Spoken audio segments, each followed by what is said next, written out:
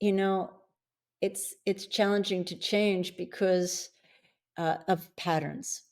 Where the way our body is, or the way the body is set up neurologically, is we create neurological patterns. We create mental patterns that form beliefs, and then we work out of those beliefs. So, to give an overall picture of how we end up having so many patterns, we see our animals, dogs and cats, as being programmed.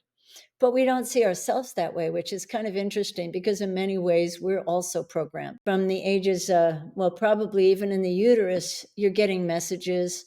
And when we're born until about the age of 7 to 12, we don't have critical thinking skills. So what does that mean? It means that we don't have a questioning mind yet, which means that everything we're witnessing and everything that we're observing, experiencing, hearing, that's all going straight in as truth because we haven't started to develop that questioning mind.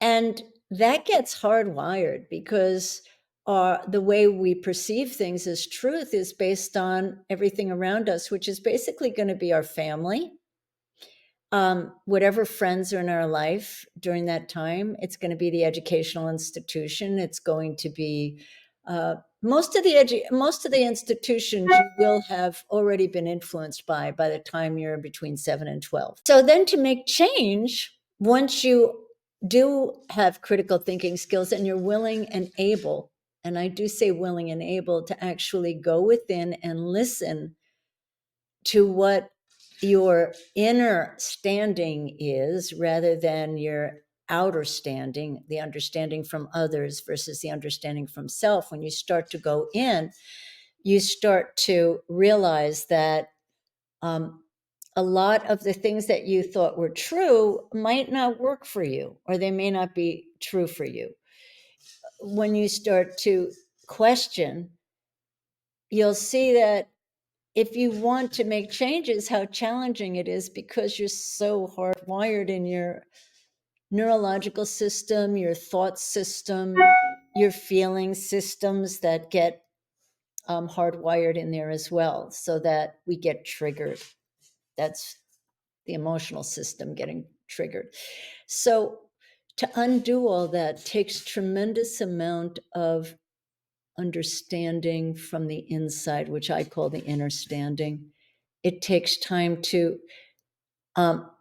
reestablish your beliefs, which means that you start to focus on what you want instead of what you don't want. And we've been programmed to focus. It's not even a focus. We just automatically go into that loop. And in order to get out of that loop, you have to be more conscious. You'll need stillness, quiet. You have to pay attention to yourself. If you have distractions going on all day, it will make it extremely challenging, if not impossible. So change is something that it has to start with desire, and yet change actually often occurs with pain. It's called pain pushes until vision pulls. Sometimes, yeah, sometimes we are so bottomed out. Can you excuse me for 1 second? I have an animal that's scratching at the door. I've got to let Angel out.